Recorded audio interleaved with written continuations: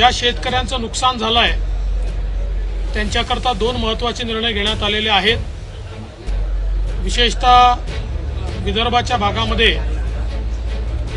2 hectare पेक्षा जास्त land holding असल्यामुळे मराठवाड्याच्या बऱ्याच भागामध्ये त्यांना कुठलीच मदत त्या ठिकाणी मिळत नव्हती आणि म्हणून 2 हेक्टरचा निकष 3 हेक्टरपर्यंत वाढवण्याचा निर्णय हा मंत्रिमंडळाने घेतलेला आहे।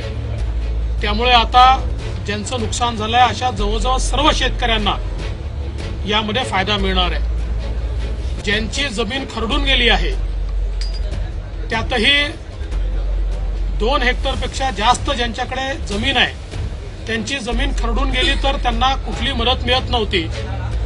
पण आता जमीन लँड होल्डिंग किती मोठं असलं तरीही 2 हेक्टरपर्यंत खरडून गेलेल्या जमिनीचा मोबदला त्यांना देण्यात येईल अशा प्रकारचा निर्णय देखील झालाय।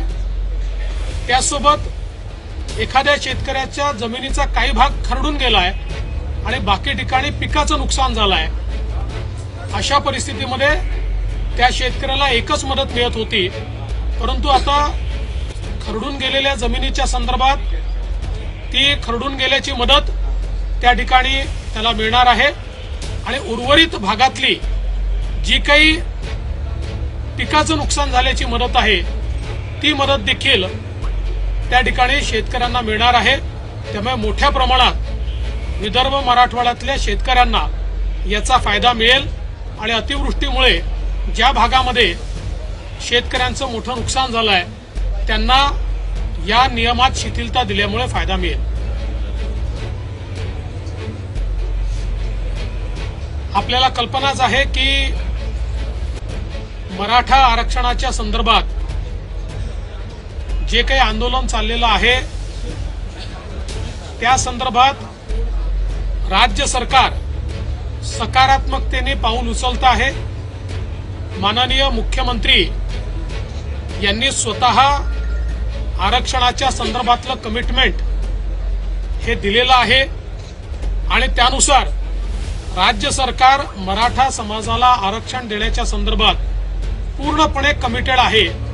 या संदर्भात आजच्या मंत्रिमंडळातले निर्णय देखील आपल्या समोर आत्ताच संबंधित सगळ्या मंत्र्यांनी सांगितलेले आहेत, त्यामुळे मी पुन्हा ते सांगणार नाही। पण याच वेळी काही लोक या आंदोलनाचा फायदा घेऊन हिंसा करण्याचा प्रयत्न करतायत आणि विशेषतः ज्या प्रकारे काल बीडमध्ये काही लोकांनी त्या ठिकाणी लोकप्रतिनिधींचे घरं जाळ, काही विशिष्ट समाजाच्या लोकांना टार्गेट कर, काही लोकांचे हॉटेल दवाखाने जाळ, प्रतिष्ठानं जाळ, अशा प्रकारचं जी कारवाई केली आहे ही कारवाई अत्यंत चुकीची आहे। त्याची अतिशय गांभीर्याने दखल ही राज्य सरकारने घेतली आहे। अशा सर्व लोकांवर पोलीस आणि गृह विभाग कडक कारवाई करेल। विशेषतः लोक घरात असताना घरं जाळण्याचा जो प्रयत्न झालेला आहे त्याचे सगळे व्हिडिओ फुटेजेस मिळालेले आहेत। 50-55 लोक आयडेंटिफाय झालेत, उर्वरित लोकांना आयडेंटिफाय करण्यात येत आहे। या सगळ्या लोकांना त्या ठिकाणी पोलीस 307 अंतर्गत जीवे मारण्याचा प्रयत्न केला याच्या अंतर्गत त्यांच्यावर कारवाई करणार आहेत।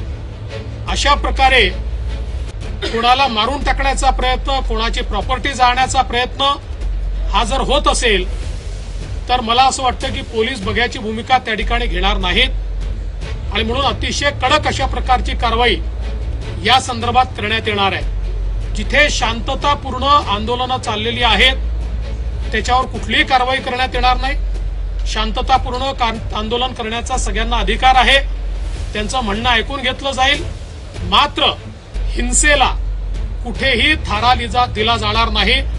या संदर्भात आवश्यकतेप्रमाणे ऍडिशनल फोर्सेस मागवण्यात आलेले आहेत, मोबिलाइज करण्यात आलेले आहेत, ते ठिकठिकाणी ठेवण्यात आलेले आहेत आणि जोपर्यंत या ठिकाणी शांतता होत नाही आणि अशा फोर्सेसला त्या ठिकाणी पकडलं जात नाही तोपर्यंत पोलिसाची कारवाई सुरू राहील। आणि या संदर्भात दुर्दैवाने ज्यावेळेस अशा घटना घडत होत्या त्यावेळी काही राजकीय पक्षांचे नेते किंवा कार्यकर्ते देखील त्याच्यामध्ये सामील असल्याचं लक्षात येत आहे। त्याचे व्हिडिओ फुटेजेस असर्टन झाल्यानंतर त्याची माहिती देखील आपल्याला पुरवण्यात येईल।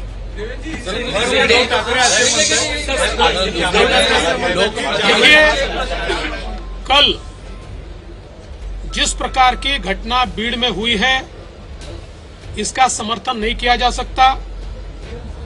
मराठा आरक्षण के संदर्भ में राज्य की सरकार पूर्ण रूप से सकारात्मक है। कुछ निर्णय आज भी मंत्रिमंडल ने लिए हैं। लॉन्ग टर्म में इस प्रश्न को छुड़ाने के लिए सुप्रीम कोर्ट की क्यूरेटिव पिटीशन भी अभी मेंशन की गई है और सुप्रीम कोर्ट उसको सुनने वाला है। ऐसे समय कुछ लोग जानबूझकर हिंसा फैलाने का जो प्रयास कर रहे हैं, ऐसी हिंसा को बर्दाश्त नहीं किया जाएगा। उनके ऊपर कार्रवाई होगी। कई लोगों को आइडेंटिफाई किया गया है। सारे सीसीटीवी फुटेजेस हमको मिले हैं। इनमें जो लोग दिखाई पड़ रहे हैं उन्होंने सीधे सीधे लोगों को जिंदा जलाने का प्रयास किया है। ऐसे समय उनके ऊपर 307 की धारा के तहत व्यक्तियों को जान से मारने की कोशिश करना, इस प्रकार की कार्रवाई की जाएगी। जो शांति के साथ आंदोलन कर रहे हैं उनको आंदोलन करने दिया जाए। विशेष अधिवेशन बोलवण्यासंदर्भात आज काही चर्चा झाली आहे का? दुसरं महत्त्वाचं, काही ओबीसी नेते तुमच्याकडे काल आलेले होते, त्यांची अपेक्षा होती की सिक्युरिटी प्रोव्हाइड करण्यात यावी। काल तुम्ही त्याचा पण आढावा घेतला। असं आहे की ज्या ठिकाणी ओबीसी नेत्यांना धमक्या आलेल्या आहेत किंवा इन्सिक्युरिटी वाटते आहे अशा ठिकाणी पोलिसांना सांगितलेलं आहे की या धमक्या गांभीर्याने घेतल्या पाहिजेत आणि त्याच्यावर योग्य ती कारवाई केली पाहिजे। काही लोक फेसबुकच्या माध्यमातून किंवा सोशल मीडियाच्या माध्यमातून धमकी देतात। त्या धमकीलाही गंभीरतेने घेऊन त्यांच्यावरही कारवाई करण्याचे आदेश